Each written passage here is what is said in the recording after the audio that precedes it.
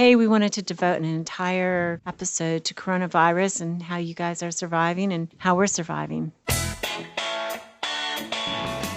Welcome to Foreplay Radio, Couples and Sex Therapy. I'm Laurie Watson, your sex therapist. And I'm George Fallon, your couples therapist. And we are passionate about talking about sex and helping you develop a way to talk to each other. Our mission is to help our audience develop a healthier relationship to sex that integrates the mind, the heart, and the body.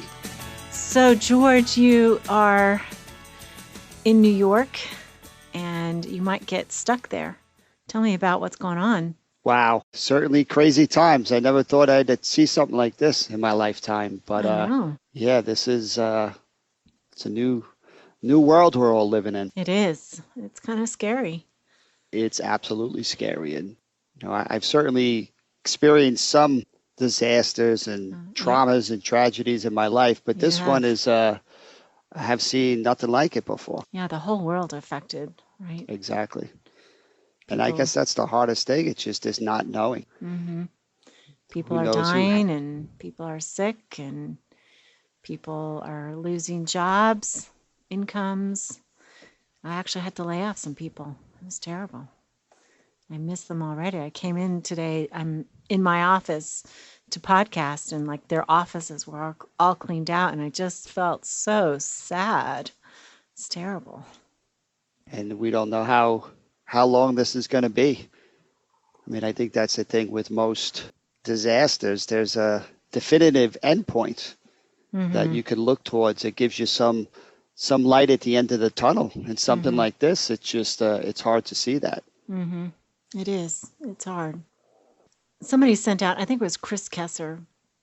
He's a health guy, and he sent out the Elizabeth Kubler-Ross 5 stages of grief, and he did it for the COVID-19 time. And he said, denial is the first stage. It's denial, anger, bargaining, depression, and acceptance. And he says at the beginning where everybody's saying, well, this isn't a big deal. Everyone's overreacting.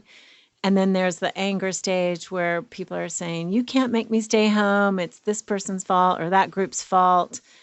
And then we're bargaining, saying, okay, I'll social distance for 2 weeks, but only if life goes back to normal after that. And then there's depression. It's like people feeling it's hopeless. Our lives are ruined. We'll never be happy again. And then there's the stage of acceptance. This is happening whether I like it or not, so I have to figure out how to adapt to this. So where do you think you're at? What stage? I'm bouncing between denial and depression, I think. Where are you at? I have no idea. I mean, I guess I'm trying to figure out, even as I'm sitting here, what's different about this than so many other things. But I guess what's so different about this is the social distancing. I guess that's what it's normally in times of stress that you turn towards the people you love the most. Right. Like I can't imagine leaving my mother alone, not being able to see her, right? Not seeing your brothers and friends. And this is so weird because we're all just hunkering down with maybe one or two or by ourselves. And I don't think there's ever been a time on this planet where people have been so isolated and disconnected. Yeah. And that's a big problem for family relationships and our friendships and just our soul, right? To not have that contact with people we love is awful. Right. And I'm a hugger, and it's like I can't hug anybody. Well, I think before this happened, our society was already dealing with a crisis of connection. And we're lonelier than any other time in the history of the world, which makes sense why we're so then turning towards other things to connect, material things, addictions, ways of trying to feel good. And yet now we're taking that to a whole nother level. So for me, that's the challenge of this virus. It's how do we use that time wisely? I guess there are only 2 directions to go with this. I'm seeing a lot of couples now online, right? Video conferencing. Yeah, me too. Right. And it's either something like this shocks people into remembering what is most important and somehow they strengthen their relationship, or this already takes a very distant relationship and just kind of breaks it and takes it to the point of no return. So that to me, that's the challenge. How do we help our listeners, ourselves, the people we love, to use this time in a wiser way? Absolutely. I have been seeing all kinds of jokes about that. I love this person more than anyone in the world. I'm about to kill him. Yeah. you know? Yeah. So, what is your family up to? What are you guys doing to stay connected? Well, I tried to have one of these family conversations with my wife and two sons about the importance of connection, and all of a sudden everyone's scattered into different rooms onto their electronics. So I'm not sure how well we're handling it, but it's a good idea. It's Yeah. just put it into practice that's a little bit more challenging. So, what do you want to see happen? Like, what would be your ideal for your family? Well, I think meal times have become more important. Everybody kind of rallies together and has some conversations. Game time, taking a walk, doing an activity together. I mean, even though there's still a lot of electronic time, which everybody's just finding their own way of soothing and coping and being entertained, there's a lot more connection time in my family if, the four of us locked in a house together, which I think's been a great opportunity in this crazy time we're in. How about you? How have you been dealing with the time? Well, our kids are out of the home, but we traditionally meet on Saturdays for lunch. So one of the good things we did was have a Zoom meeting by lunch. And normally our son in Boston can't participate, but he came to Zoom lunch. So we sat and talked and just connected. It was really no big deal. And I think the guys were like still playing games while they talked to us or something. I don't know. They weren't looking at the camera, but it was still nice. It was nice to see them and hear from them. And I think it was nice to hear them support each other. All my boys get along really well. And they actually, even though the gaming thing is just out of control in my mind, they do talk every single day because they play together. And my oldest son has this group of guy friends, and my younger sons have kind of been grafted into the group. So, and I like all these young men really a whole lot. I respect them, like them, think they're good people. So even though they all play too many games, I know that my sons are involved with a group of people that they really talk to. And the other thing that they do is they have this sidebar. It's called the Po Box, and I can't remember what it is represents, but on Skype, they talk every single day on Skype together too. And they have a Po Box, a Bro Box.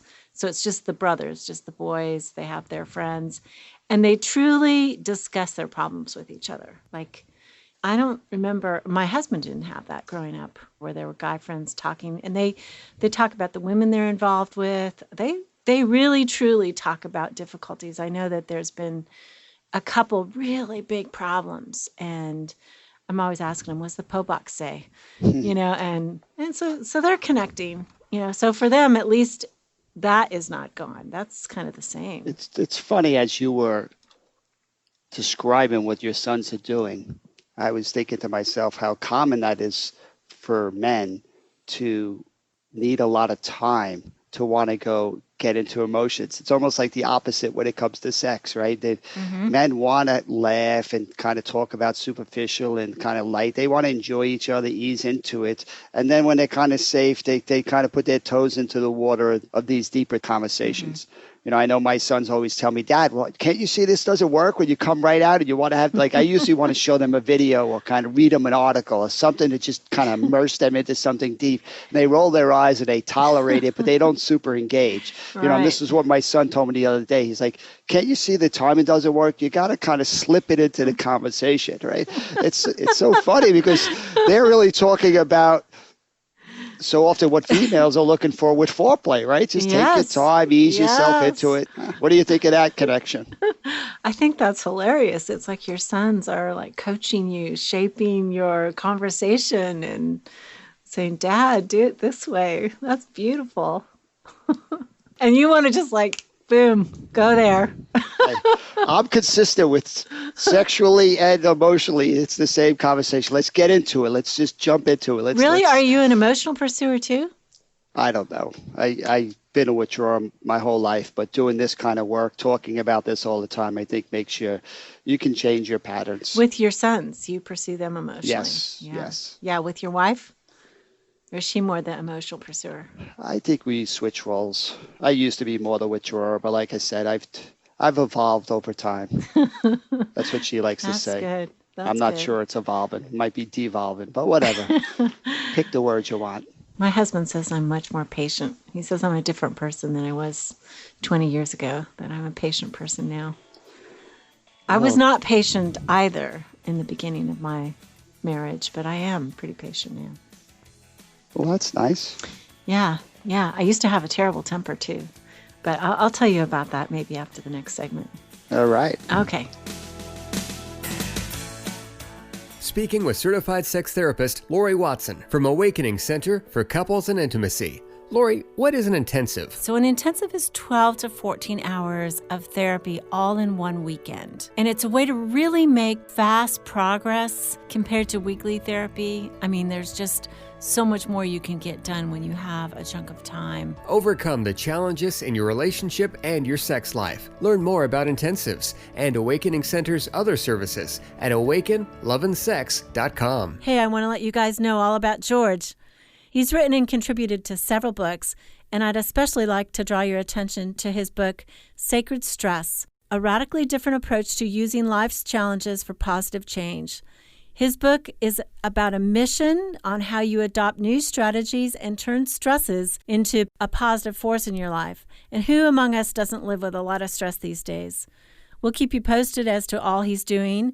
But George and other EFT therapists all around the country and the world hold couples retreats called Hold Me Tight, which is developed by Sue Johnson, and it helps secure your own relationship. If you'd like therapy with George, find him at georgefowler.com. So, anyway, yeah, there's been change in my life over many, many years of marriage. What are you thinking about? I know you went through 9/11, and I just saw those videos about the people. I think it was in New York somewhere, and they were clapping for all the doctors and nurses leaving their shifts. I mean, we owe them such a debt, these people putting themselves truly in harm's way. And I was reminded of some of the stories that you've told with 9/11. You know, how are you feeling about this, watching this in your city again? What is going on with New York being the ground zero for so many of these events? Dang, I know. It's been a lot of mixed feelings coming up. I could relate to the uncertainty after 9/11, not knowing when the next attack would happen. We certainly thought that was going to happen, and it didn't end for months, and there was always still fires happening. So it was very prolonged, which feels very similar to this. So I can feel the stress of that. And seeing these doctors, people cheering and them dancing, all these different things going around, Yeah. that brings back some of this lighter side of how important that really is. Being down at ground zero, being exhausted, not finding people alive, it was pretty depressing, Oh my God. right? But to have gee. people cheering or giving you a bottle of water, those things really lifted your spirits. It really, to notice people seeing you and appreciate what you're doing, it really gave great energy. I can't tell people how important that is to thank the ambulance drivers and the nurses and the doctors, the people at the gas station or supermarkets making all this People at the happen. pharmacy. I mean, people who are still giving you food. I mean, they are truly in harm's way. They're on the front lines of this one. Yeah. That's what makes it so unique. You know, just hourly waged people in the grocery store, and they're still coming in. They're stocking the shelves. They're still doing it for us. Yeah, if you're listening and you're doing that, we are filled with gratitude for you. Thank you for all you're doing. And I think too, we have lots and lots of listeners, and I'm sure some of them have lost people. Right. I mean, I have not yet lost anybody. Have you lost anybody? Not particularly close. I mean, there's hundreds of firefighters that now have it. People that I know, but I haven't lost anybody. Yeah. But unfortunately, I think it's a matter of time before every family's going to know somebody who's been impacted by this. Right. Right. As you were saying earlier, people are already losing jobs and selling homes, and there's such a huge ripple effect to something like this. Yeah, it's really scary. How do we grow from this experience? What do you think would be helpful to us to know? I know you've studied a lot in post-traumatic growth, not just stress, but in growth. I'm curious too, like how you grew after 9/11. How did you heal and grow, and what can we learn from that Well, I think today? that's the good news, and you have to be ready to hear the good news, right? If you can't see somebody you love who's dying, you're not ready to hear the good news. But at That's some right. point, the research is really clear on the difference between people who we all grow from an experience. We all change, I should say. A lot of people want to get back to life prior to the event, and that's not happening, right? People who learn to create a new normal, they're the ones that really do the best in any type of disaster. So if you look at research on post-traumatic growth, there are really 5 things that you can see happening all over the world when people grow Okay. from an event. I'm going to write them down. Tell me. They talk about one, people find new possibilities, new meaning in their lives. Things are not, and I think you see this happening. People are taking the environment a little bit more seriously. They're looking at how much do they actually need in their lives. Oh, You yeah. Isn't know, that true? I want to be a different person. I didn't know this after 9/11, but for this now, I'm hoping this process changes me. I want to look back and say, hey, I learned to do things very differently because things became more meaningful to me. Like that. Another thing, people find themselves growing stronger through the challenges and of adversity. They're literally being battle tested, right? You start to learn more about yourself. You're more resilient than you recognize. That's You can lovely. go Yeah. without all these things that you thought were so essential in your life. I think we get streamlined and we like ourselves better when we're simpler. We're being battle tested. That's a strong metaphor. That versus being persecuted. Yeah. We're being battle tested. We're being strengthened for the battles to come. I love that. The third thing is relationships improve. People really recognize where this is the most important thing. We are made for relationships. That's why this one is so challenging because of the social isolation, the distancing. But after an event, people really start to prioritize their relationships a little bit differently. Spending time with their kids, their loved ones, their friends, their communities, synagogues, churches, you name it, but that becomes much more like not something they get to at the end of the day. It's an essential part of their day, right? So can you see that now? That's what I'm hoping is people are going to really look at their relationship and say, hey, this was actually more fun than going shopping or watching that sporting event, having those games with my kids or my partner, taking that special time, I think is how does it not start to light up what's happening inside of us to start priming our nervous systems to want more of this? Yeah. The fourth thing is people really ironically look back and they develop more gratitude about their life. They don't take it for granted. They start to realize how much they have to be thankful for. And it's So true. it's being thankful that just makes life. We take ourselves a little less seriously. We become less focused on how important we are. Right? It really helps develop a healthier perspective. Yeah. And the last one, is universal, is people find themselves being more spiritual and whatever that looks like.